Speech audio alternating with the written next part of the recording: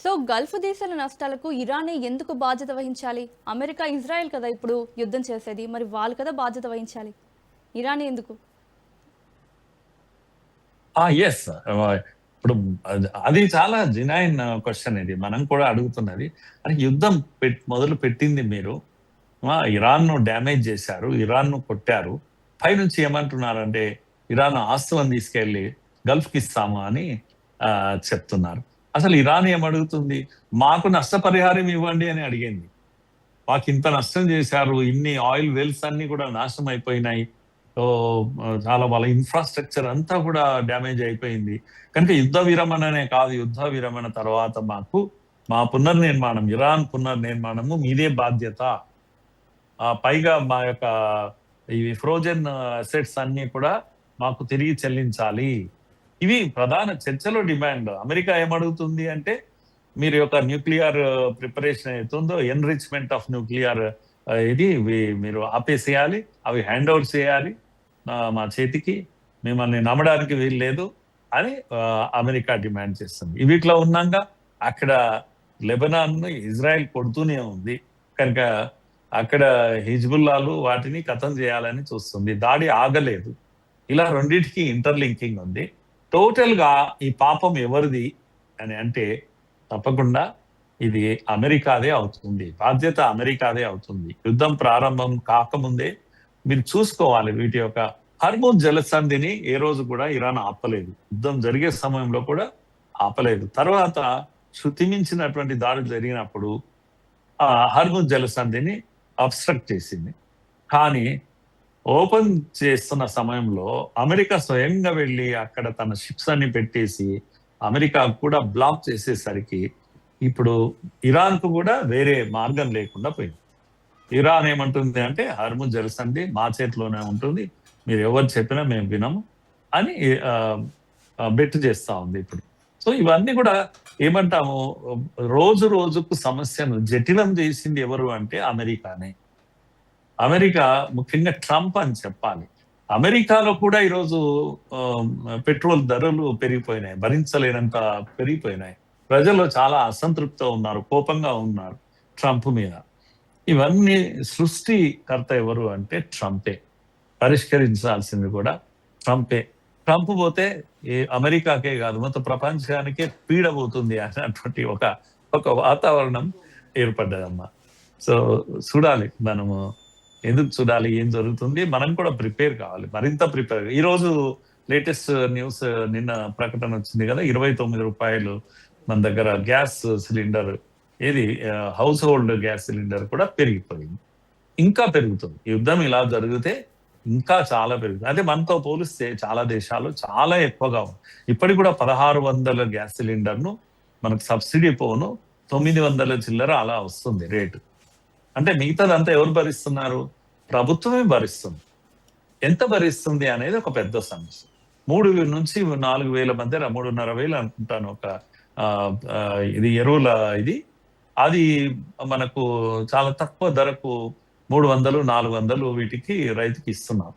మరి కొన్ని వేల రూపాయలు ఒక బ్యాగ్ దగ్గర 2,500-3,000 అట్లా ప్రభుత్వమే భరిస్తుంది.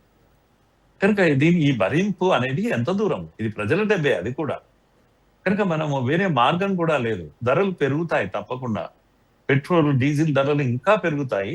దాని కారణంగా ఇతర ధరలు కూడా పెరుగుతాయి. అన్ని కూడా డైలీ వారి ఫుడ్ మెటీరియల్ ధరలు కూడా పెరుగుతాయి. పేదవాడికి కష్టం వస్తుంది. ఇది కనుక యుద్ధం ఇంకొక 15 రోజులు కనుక జరిగిందంటే భారత్ లో కూడా పేదవాళ్ళ కష్టాలు మొదలవుతాయి.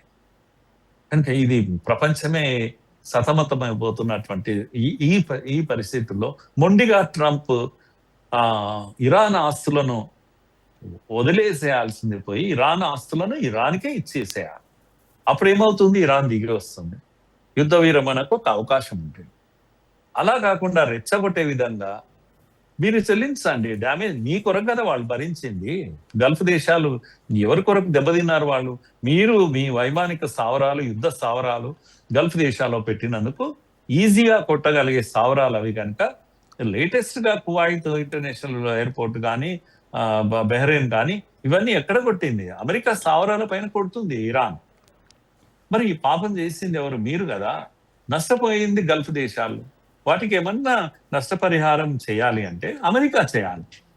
కనుక వాళ్ళు అడుగుతున్నది ఇరాన్ అడగలేదు పాపం. వాళ్ళు అడుగుతున్నది అమెరికాను అడిగారు. అమెరికాను చెల్లించమని అడిగారు. కానీ అమెరికా వైఖరి ఎలా ఉంది చూడండి. ఇరాన్తో ఇప్పిస్తాము అని. ఇప్పుడు ఇరాన్ మాత్రం డబ్బులు ఇచ్చే స్థితిలో కూడా లేదు. ఆ డబ్బు పోతే ఇరాన్ బ్రతకడం కూడా కష్టం. కనుక యుద్ధము కొనసాగుతుంది. మరింత జటిలమైపోతుంది సమస్య అని నేను అనుకుంటున్నానమ్మా. ఇది అవును సార్. సో ట్రంప్ ఎక్కడికి దారి తీస్తుందో తెలియదు. అవును సార్. సో ఇప్పుడు ట్రంప్ తీసుకునే నిర్ణయాలు శాంతి కోసం పనిచేస్తున్నారనుకోవచ్చా, లేదంటే కొత్త ఘర్షణకి తెరలేపుతున్నారా? అశాంతి కోసం పనిచేస్తున్నాయి, ఘర్షణ కోసం పనిచేస్తున్నాయి. అంత దుందుడుకు చర్యలు ఇవన్నీ కూడా, నిర్ణయాలు ఏవి కూడా. అంటే అందరినీ ఒత్తిడి చేస్తారా మీరు? ప్రతి దగ్గర ఒత్తిడి చేస్తారా?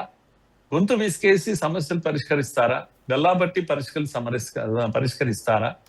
అక్రాస్ ది టేబుల్ కూర్చొని మాట్లాడడం ఎప్పుడైనా సంభవించిందా అసలు? కనుక ట్రంప్ చేసే వ్యవహారం కారణంగా ఈరోజు అందరూ నష్టపోతున్నారు. ఇరాన్ ఒక్కటే నష్టపోవడం లేదు, మొత్తం అందరూ నష్టపోతున్నారు. సమస్య చాలా సీరియస్ సమస్య. జోక్యం చేసుకోవాల్సిన సమస్య. ఇప్పుడు ఇండియా లాంటి దేశాలు కూడా జోక్యం చేసుకోవాలి. చైనా లేకపోతే ఇతర దేశాలు, చైనాకు అవకాశం ఉండదు బహుశా, కానీ జోక్యం చేసుకొని వెంటనే ప్రపంచ మానవాళి కోసం అన్ని దేశాలు కూడా జోక్యం చేసుకొని దీన్ని ఇంతటితో ఆపివేయడం మంచిది, అందరికీ మంచిది. Yes sir. సో ప్రపంచ శాంతి కోసం నిజానికి ఎలాంటి చర్యలు తీసుకుంటే బాగుంటుంది ఇలాంటి విపత్కర పరిస్థితుల్లో? నేను అనుకుంటున్నాను అసలు అన్ని సమస్యకు మూలం ఇజ్రాయెల్ దగ్గర ఉంది. కనుక ఇజ్రాయెల్ ఎందుకు ఆందోళన చెందుతుంది అంటే, మీరు టెర్రర్ సంస్థలను అక్కడ పెట్టారు. హమాస్, హిజ్బుల్లా, ఇవన్నీ ఏంటమ్మా ఇది? ఎంతమందిని చంపుతారు మీరు ఇట్లా? కనుక ఇవన్నీ ఎవరు పెంచి పోషించారు? ఇరాన్ పెంచి పోషించింది. కనుక ఈ ఇజ్రాయెల్ మనశ్శాంతితో ఉండాలంటే ఏం చేయాలి? ఈ టెర్రర్ సంస్థలను అన్నిటినీ క్లోజ్ చేయాలి. కనుక వేరే మార్గం లేదు. ఇరాన్కు బ్రతికి ఉండాలి. ఇజ్రాయెల్ సమస్య ఏంటి అంటే జీవన్మరణ సమస్య. కాస్త ఊరుకుంటే ఇవి చంపేస్తాయి. హిజ్బుల్లా అనేది చంపేస్తుంది ఇజ్రాయెల్, హమాస్ అనేది చంపేస్తుంది, హౌతీలు అనేవాళ్ళు చంపేస్తారు. ఇవన్నీ టెర్రర్ గ్రూప్స్ ఇరాన్ పెంచి పోషించబడ్డాయి. కనుక బ్రతికి ఉండాలంటే ఏం చేయాలి ఇజ్రాయెల్ అంటే? వీటిని చంపేయాలి, వీటిని క్లోజ్ చేయాలంటే అమెరికా సహాయం కావాలి. అందుకే కదా ఇప్పుడు ఇరాన్ పైన దాడి. ఇరాన్లో అణుబాంబు తయారవుతే మొట్టమొదటిగా విధ్వంసం అయ్యేది ఇజ్రాయెల్. అందుకే కదా ఇజ్రాయెల్ బ్రతికుండాలంటే ఇరాన్ ఎట్టి పరిస్థితుల్లో అణుబాంబు తయారు చేయకూడదు. అందుకే అమెరికాను వెంటబడి యుద్ధం చేయించింది ఇజ్రాయెల్.